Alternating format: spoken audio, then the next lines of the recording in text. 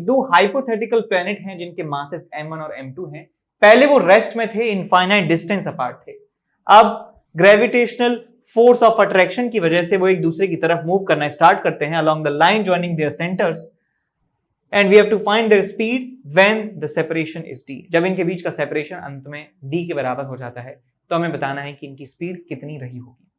तो मैं यहाँ पे इसको सॉल्व करूंगा कैसे कि पहले मैंने मान लिया कि इनफाइनाइट सेपरेशन पर है, ये m1 यहां पर है और m2 यहां पर है, दोनों के बीच में इनफाइनाइट डिस्टेंस है, इनफाइनाइट डिस्टेंस है इन दोनों के बीच में। अब ये ग्रेविटेशनल अट्रैक्शन की बदौलत चलने लगते हैं एक दूसरे के सेंटर की तरफ, और कुछ समय के बाद जो है मैंने मान लिया इसकी वेलोसिटी हो जाती है v1 के बराबर और इसकी वेलोसिटी हो जाती है v2 के बराबर इस तरह से, और इनके बीच का सेपरेशन हो जाता है d के बराबर। तो मैं कह सकता हूं इस पूरे सिस्टम के ऊपर कोई एक्सटर्नल फोर्स नहीं है, तो पूरे सिस्टम का लीनियर मोमेंटम कंजर्व रहेगा। तो मैं लिख सकता हूं P initial of system is equal to P final of system, because पूरे सिस्टम पर कोई भी फोर्स नहीं है। इनिशियल मोमेंटम की बात करें, ये रेस्ट पे है, वो रेस्ट पे है, तो 0 + 0 is initial momentum of system is equal to final momentum of system की बात करें, ये इधर जा रहा है तो राइट वाली डायरेक्शन को पॉजिटिव मानता हूं, ये लेफ्ट में जा रहा है तो लेफ्ट वाली डायरेक्शन को नेगेटिव मानता हूं। तो यहां लिखूंगा मैं m1 × v1 minus of m2 × v2, और यहां पे इसे सॉल्व करेंगे तो आपको मिलेगा m1 v1 divided by m2, ये वैल्यू मिलती है v2 की। तो यहां से v2 की वैल्यू v1 की टर्म्स में हमें मिल जाती है। अब मैं यहां से लेके यहां तक कंजर्वेशन ऑफ मैकेनिकल एनर्जी का इस्तेमाल कर सकता हूं, बिकॉज यहां पे कोई भी इंटरनल नॉन कंजर्वेटिव फोर्स यहां पर नहीं लग रहा है और एक्सटर्नल फोर्स भी नहीं है। तो कंजर्वेशन ऑफ मैकेनिकल एनर्जी लगाने पे आपको मिलेगा k initial plus u initial is equal to k final plus u final. Initial kinetic energy 0, final initial potential energy 0 is equal to final kinetic energy half m1 v1 square plus half into m2 into m1 by m2 v1 का square, ये half m v2 square मैंने लिख दिया है, और final potential energy आपको मिल जाएगी minus of g m1 m2 divided by t। अब ये जो इक्वेशन है इसे आप सॉल्व कर लीजिए और आपको यहां से v1 की वैल्यू मिल जाएगी और यहां से v2 की वैल्यू भी मिल जाएगी। अब चलते हैं आगे अगले क्वेश्चन पे। क्वेश्चन नंबर 8 में दिया है, ये अच्छा क्वेश्चन है, काफी अच्छा सवाल है, ये काफी अच्छा सवाल है, बिल्कुल पेन चेंज करना चाहिए इसकी इज्जत में। A satellite of mass m is launched vertically upward with an initial speed of u from the surface of the earth. It reaches height r. It ejects a rocket of mass m by 10 so that subsequently the satellite moves in a circular orbit. The kinetic energy of the rocket is. The question जो दिया है वो मैं आपको समझा देता हूं सिर्फ एक डायग्राम से। ध्यान रखिएगा, जिन क्वेश्चंस में डायग्राम होते हैं वो रिलेटिवली आसान होते हैं। यदि उसी क्वेश्चन को बिना डायग्राम के आपको परोस दिया जाता है तो क्वेश्चन थोड़े से मुश्किल लगने लगते हैं। इसलिए पेशेंस जो है बनाए रखें पेपर में अपना, और पूरा स्टार्टिंग से लास्ट तक पढ़ें, एक बार पढ़ें, 2 बार पढ़ें, 3 बार पढ़ें। तो ये हमें क्वेश्चन में दिया है कि हमारे पास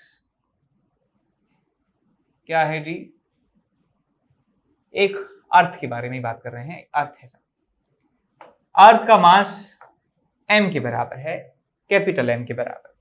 इस अर्थ की सरफेस से एक स्मॉल m मास का सैटेलाइट को प्रोजेक्ट किया जाता है u स्पीड से, और जब ये सैटेलाइट अर्थ से r लैटिट्यूड पर पहुंच जाता है, इस सैटेलाइट के अंदर से एक रॉकेट को इजेक्ट कर दिया जाता है।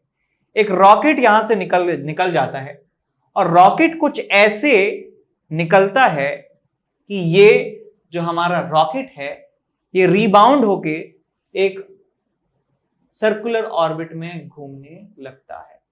सर्कुलर ऑर्बिट में हमारा ये जो रॉकेट सैटेलाइट है ये घूमने लगता है। ये क्वेश्चन में आपको दिया हुआ है, तो हमें ये बताना है कि रॉकेट की जो इनिशियल काइनेटिक एनर्जी है वो कितनी रही होगी। तो पहले तो ये देखें बेटा, ये बेचारा जा रहा था, ऐसे जा रहा था सीधा सीधा, मान लीजिए यहां पे स्पीड v के बराबर हो जाती है, और रॉकेट ऐसा फटा है कि ये अंत में ऐसे चलने लग गया है। रॉकेट के फटने के बाद ये चलने लग गया है इस स्पीड से। इसको मैं v डैश के बराबर कह देता हूं, और v डैश की वैल्यू हम निकाल सकते हैं। v dash is nothing but the orbital speed of a satellite moving at a latitude of distance r। तो यहां पे मैं लिख सकता हूं v डैश जो है वो ऑर्बिटल स्पीड है एक ऐसे सैटेलाइट की जो यहां से r डिस्टेंस पर चल रहा है, तो मैं फॉर्मूला लगा सकता हूं under root of G M divided by orbital radius. So v dash की वैल्यू आपको मिल जाती है g mass of that earth m divided by orbital radius, यानी इसके सेंटर से दूरी कितनी है यहाँ की, तो वो है 2r के बराबर। तो v डैश की वैल्यू हमें मिल जाती है। लेकिन हमें निकालनी है रॉकेट की काइनेटिक एनर्जी, तो थोड़ा रॉकेट के बारे में बात करते हैं। तो देखिए बेटा, रॉकेट फटने से जस्ट पहले, रॉकेट फटने के जस्ट बाद कोई एक्सटर्नल फोर्स यहां पर नहीं है, कोई एक्सटर्नल फोर्स यहां पर नहीं है, तो मैं कंजर्वेशन ऑफ लीनियर मोमेंटम का इस्तेमाल कर सकता हूं। तो मैं मान लेता हूं कि ये जो सैटेलाइट था, इसका इनिशियल वेलोसिटी जो था, स्मॉल m मास का सैटेलाइट था, इसका वेलोसिटी v के बराबर था ऊपर की तरफ, और इनिशियल फाइनल क्या होता है कि जो हमारा रॉकेट है उसका मास m/10 के बराबर है। तो बिना रॉकेट का जो सैटेलाइट है उसका मास कितना हो जाएगा, 9m divided by 10। So 9m/10 मास का जो सैटेलाइट है वो मूव करता है हॉरिजॉन्टल डायरेक्शन में। हो हॉरिजॉन्टल डायरेक्शन में। ऐसा रॉकेट फटा है कि वर्टिकल से हॉरिजॉन्टल हो गए हैं। तो अब हमें रॉकेट के बारे में पता लगाना है कि रॉकेट किस तरफ गया होगा। तो मैं यहां पे मान लेता हूं कि रॉकेट की दो वेलोसिटीज मान लेता हूं। रॉकेट का मास m/10 है, तो रॉकेट की एक वेलोसिटी रही होगी इस डायरेक्शन में ux के बराबर, या इसको ux मत कहिए, इसको आप vx कह दीजिए, और एक वेलोसिटी vy के बराबर रही होगी। ये मैंने मान लिया। कंजर्वेशन ऑफ लीनियर मोमेंटम में इस्तेमाल करूंगा x डायरेक्शन में और y डायरेक्शन में। तो यहां लिख सकता हूं इनिशियल मोमेंटम पूरे सिस्टम का mvj कैप इनिशियल मोमेंटम है, is equals to final momentum में लिखूंगा। So 9m/10 into v dash कितना है, under root of gm/2r minus i cap plus m/10 into vx i cap plus m/10 into vy minus j cap. यहां पे मैंने conservation of linear momentum लगाया है। जो दोनों तरफ i कैप के जो टर्म्स हैं उनको आप इक्वेट करेंगे, j कैप की टर्म्स को इक्वेट करेंगे। तो मैं j को j से कंपेयर कर देता हूं, तो आपको यहां पे मिल जाता है that vy is equal to कितना हो जाएगा आपके पास, m से m गया 10 टाइम्स v। तो यहां पे हमें ये वैल्यू मिल चुकी है, ठीक। और ये देख सकते हैं कि ये माइनस में है। ये क्या है, माइनस में है। इसका मतलब हमने जो डायरेक्शन ली है वो थोड़ी सी उल्टी ले ली है। हमें vy जो है ऊपर की तरफ लेना चाहिए था, तो ठीक आता है ना।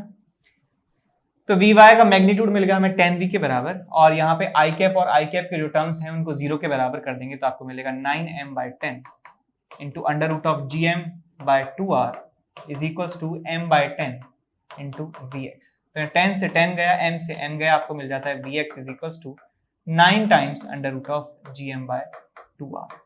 तो ये आपको मिल चुका है vx, ये मिल चुका है आपको vy। अब हमें काइनेटिक एनर्जी निकालनी है सैटेलाइट रॉकेट की। तो काइनेटिक एनर्जी में लिख सकता हूं कितना होगा, half into m/10 into net speed का स्क्वायर। पहले नेट स्पीड निकालेंगे vy square plus vx square का अंडर रूट, और उसका भी स्क्वायर कर देंगे, तो आपको मिल जाएगा यहां से vx स्क्वायर प्लस vy का स्क्वायर। तो ये आपके पास काइनेटिक एनर्जी आपको मिल चुकी है। अब जब आप vx लिखेंगे तो ये हमारे पास डायरेक्ट आ जाएगा, लेकिन जब vy लिखेंगे तो 10 टाइम्स v है। अब v जो है वो यहां से r डिस्टेंस ऊपर स्पीड है, जो हम कंजर्वेशन ऑफ मैकेनिकल एनर्जी से निकाल सकते हैं। तो मैं यहां से यहां के बीच में कंजर्वेशन ऑफ मैकेनिकल एनर्जी लगाता हूं। तो यहां पे मैं लिखूंगा initial potential energy minus of g capital M small m divided by r plus half into m into u square is equal to final kinetic energy half into m into v square minus g capital M small m divided by 2r। तो आपको मिल जाएगा यहां से half small m v square is equals to, इसको इधर ले जाएंगे तो आपको मिलेगा half m u square minus of g capital M small m divided by 2r। यहां से हाफ चला गया, यहां से स्मॉल m चला गया, आपको मिल जाता है v square is equals to u square minus of g capital M divided by r। ये रिजल्ट आपको यहाँ पे मिलेगा v स्क्वायर का। अब यहाँ पे ये वैल्यू जो है आपको पुट करनी है, तो काइनेटिक एनर्जी आपको मिल जाएगी हाफ इंटू एम, रॉकेट का मास कितना है m/10, इंटू इसकी नेट स्पीड का square that is vx square plus vy square. तो यहाँ पे vx की जो वैल्यू है वो किसके बराबर है, vx की वैल्यू है 9√gm/2r के बराबर। तो यहाँ लिखेंगे हम 81gm/2r प्लस vy स्क्वायर को क्या लिख सकते हैं 10 इंटू v का स्क्वायर यानी 100v स्क्वायर 100 इंटू दिस, तो यहां लिख देंगे 100 into u square minus gm/r के बराबर। ये आपके पास आ जाएगा और आगे आपके पास m/20 मल्टीप्लीकेशन में है। सो m/20 यहां पे से और थोड़ा सा सॉल्व करेंगे। सो 81gm divided by 2r minus of 100 gm/r plus 100 of u square. इसे सॉल्व करते हैं तो ये 200 और 81 यानी कि minus of 119 gm divided by 2r और ये मिल जाएगा आपके पास 100 ऑफ u स्क्वायर और बाहर कितना है m/20। अब आप क्या करें, यहाँ पे आप 20 को अंदर भेज दीजिए या 20 को अंदर भेज दीजिए तो आपको मिल जाएगा ये m 20 से गया 5 times u square minus of 190 gm by 40 into r। अब 5 को भी बाहर निकाल देंगे तो आपको मिल जाएगा 5 टाइम्स m और u square minus 119 gm divided by 4 5 20 200 r के बराबर। ये आपको काइनेटिक एनर्जी मिलने वाली है रॉकेट की 5m into you square minus 119 gm/200r। So 5m ये वाला ऑप्शन जो है हमारा सही हो जाएगा। तो क्वेश्चन नंबर 9 जो है हम डिस्कस करने वाले हैं, जिसमें दिया है the mass density of spherical galaxy varies as k/r over a large distance small r from its center. In that region, a small star is in circular orbit of radius capital R. Then the period of revolution t depends upon capital R s. तो हमें question के मुताबिक दिया हुआ है कि एक star जो है वो रिवॉल्व करता है कैपिटल R रेडियस के ऑर्बिट में, कैपिटल R रेडियस के ऑर्बिट में ये रिवॉल्व करता है और एक स्फेरिकल गैलेक्सी में ये मूव करता है। तो मैं कह सकता हूं कि इस स्फीयर के अंदर जितना भी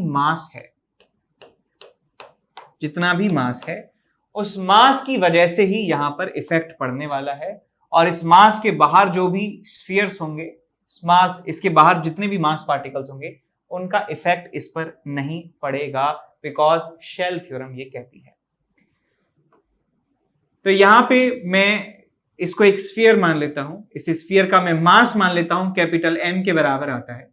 तो इस कैपिटल M की वजह से इस पर फोर्स निकाल सकते हैं G कैपिटल M, इसका खुद का mass small m divided by r square, और इसी फोर्स को मैं सेंट्रीपिटल फोर्स के बराबर कर सकता हूं। तो बस मुझे मास को कैलकुलेट करना है। कैसे हम मास कैलकुलेट कर सकते हैं इस स्फीयर का जो कैपिटल R रेडियस का है? तो उसके लिए देखिए हम क्या करेंगे कि हम एक एलिमेंट ले लेते हैं, सेंटर से x दूरी पर हम एक dx थिकनेस का एक एलिमेंट ले लेते हैं और छोटे से एलिमेंट का मास dm के बराबर में मान लेता हूं। So dm is equal to density which is k/r into volume of this छोटा element 4πx square into dx। ये k/x कर दीजिए बिकॉज x डिस्टेंस पे डेंसिटी k/x हो जाएगी, स्मॉल r डिस्टेंस पे k/स्मॉल r है। तो एक x से एक x चला जाता है, दोनों तरफ आप इंटीग्रेट करेंगे, 0 से लेके कैपिटल R तक आप इसे इंटीग्रेट कर दीजिए तो आपको मिलता है k इंटू 4πx dx का इंटीग्रेशन x स्क्वायर बाई 2, उसमें लिमिट लगाएंगे 0 से r तो कैपिटल R स्क्वायर बाई 2, तो यहां से 2 बन जाएगा और ये बन जाएगा आपके पास R स्क्वायर। ये मास की वैल्यू आ चुकी है, तो मैं इस फोर्स को कैलकुलेट करके इसे mv स्क्वायर बाय r के बराबर पुट कर दूंगा। सो g इंटू मास कितना है k into 2π capital R square into mass of star divided by distance का स्क्वायर सेंटर से is equals to small m into v square divided by r। तो एक r स्क्वायर से r square चले जाते हैं, m से m चले जाते हैं, और आपको यहां पे मिल जाता है that v is proportional to under root of r। तो यहां से टाइम पीरियड हम बता सकते हैं, टाइम पीरियड जो है वो प्रोपोर्शनल होता है r/v से। So I can say time period is proportional to, ये अंडर रूट r के प्रोपोर्शनल है, ये r के प्रोपोर्शनल है, तो अंडर रूट ऑफ r के प्रोपोर्शनल आ जाएगा। तो यहाँ हम कह सकते हैं t प्रोपोर्शनल टू r की पावर हाफ या t square proportional to r इसे कहा जा सकता है। तो t square is proportional to r हमारा आंसर आ जाएगा। आगे चलते हैं क्वेश्चन नंबर 10 की तरफ। A very long cylindrical Galaxy is made of uniformly distributed mass and has a radius capital R, and capital R is much less than L. A star outside the galaxy is orbiting the galaxy in a plane perpendicular to the galaxy and passing through its center. If the time period of star is capital T and its distance from the galaxy's axis is R, तो आपको time period of revolution बताना है किसके proportional होने वाला है। तो आप यहाँ देखिए, आपके पास एक सिलिंड्रिकल गैलेक्सी है जिसका रेडियस काफी छोटा है उसकी लेंथ के कंपैरिजन में, कुछ इस तरीके से एक इनफाइनाइट सिलेंडर इसे मान सकते हैं। इसके बाहर जो है एक पार्टिकल जो है रिवॉल्व कर रहा है, कौन है? Distributed particle passing through centre, star है। स्टार जो है रिवॉल्व कर रहा है इसके चारों तरफ ऐसे। तो आपको बताना है कि इसका जो टाइम पीरियड ऑफ रिवॉल्यूशन है कितना होगा। तो पहले हम इस वाले केस में हम फॉर्मूला बोरो करेंगे इलेक्ट्रोस्टैटिक्स से। हम जानते हैं कि इलेक्ट्रोस्टैटिक्स में चाहे ये इनफाइनाइट हॉलो सिलेंडर हो, चाहे इनफाइनाइट सॉलिड सिलेंडर हो, चाहे ये इनफाइनाइट लाइन चार्ज हो, तो इसकी वजह से जो इलेक्ट्रिक फील्ड का फॉर्मूला हम पढ़ते हैं वो आता है आपके पास 2k lambda divided by r। ये इलेक्ट्रिक फील्ड हमने पढ़ा है सिलेंडर के बाहर, इनफाइनाइट सिलेंडर के बाहर या इनफाइनाइट वायर के बाहर जो है ये इलेक्ट्रिक फील्ड होता है।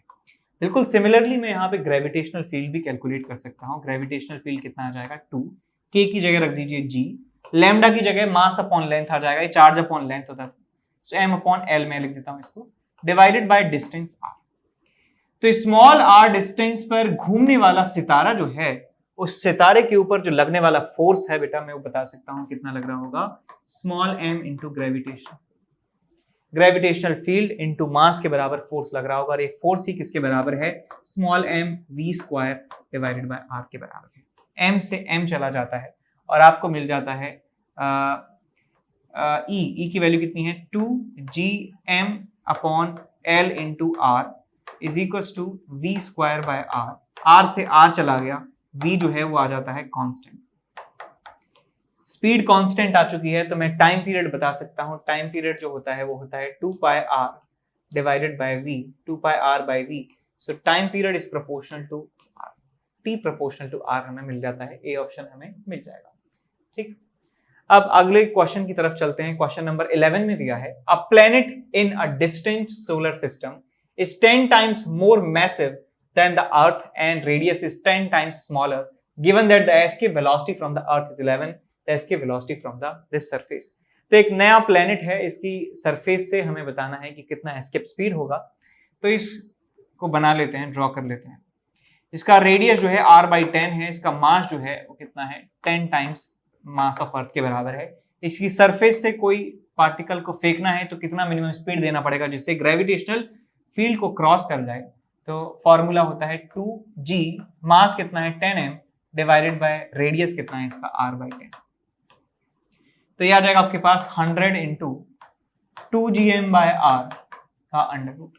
तो लिख सकते हैं इसको 10 times under root of 2gm/r, और ये जो वैल्यू है ये अर्थ की एस्केप स्पीड के बराबर है, अंडर रूट ऑफ 2gm/r। तो यहाँ से आपको मिल जाएगा 10 into 11 is equal to 110 kilometre पर सेकंड, हमें आंसर मिल जाएगा 110 किलोमीटर इन सेकंड, हमें आंसर मिल जाएगा सी ऑप्शन। आगे चलते हैं क्वेश्चन नंबर 12 की तरफ, जिसमें दिया है, if suddenly the gravitational force of attraction between earth and satellite revolving around become zero, then the satellite will. तो हमसे पूछा है कि सैटेलाइट और अर्थ के बीच में यदि ग्रेविटेशनल फोर्स खत्म हो जाता है तो क्या होगा। देखिए यहाँ पे ये हमारे पास अर्थ है, ये हमारा सैटेलाइट है, ये घूम रहा है ऐसे गोल गोल गोल गोल। मान लीजिए सैटेलाइट इस समय इस तरह से जा रहा है और फोर्स यहाँ पे जीरो हो जा रहा है। फोर्स की वजह से ये सर्कुलर मोशन में घूम पाते हैं। यदि फोर्स नहीं होगा तो न्यूटन का फर्स्ट लॉ इस्तेमाल कर सकते हैं या सेकंड लॉ इस्तेमाल कर सकते हैं। फोर्स जीरो है तो एक्सेलरेशन जीरो है, एक्सेलरेशन जीरो है तो वेलोसिटी में चेंज जीरो है, यानी वेलोसिटी जो है वो कांस्टेंट है, वेलोसिटी वेक्टर कांस्टेंट है, यानी इस समय जो स्पीड और जो इसकी डायरेक्शन है जो है वही हमेशा रहने वाली है। तो ये इस तरीके से मूव करेगा, इस तरीके से मूव करेगा, टेंजेंशियल डायरेक्शन में मूव करेगा, सीधा सीधा। ठीक, ये ऐसा मानते हुए कि और कोई आसपास और कोई प्लेनेट नहीं है तो ये ऐसे स्ट्रेट लाइन में चला जाएगा। ठीक, और कोई आसपास यदि इसके प्लेनेट हुए तो इसका जो मोशन है वो काफी कॉम्प्लिकेटेड हो जाएगा, लेकिन ऐसा मानते हुए हमें सॉल्व करना है कि सिर्फ अर्थ के अलावा और कोई यहाँ पे कुछ नहीं है। तो यदि इनके बीच में ग्रेविटेशनल फोर्स जीरो हो गया तो सीधा चला जाएगा टेंजेंशियली।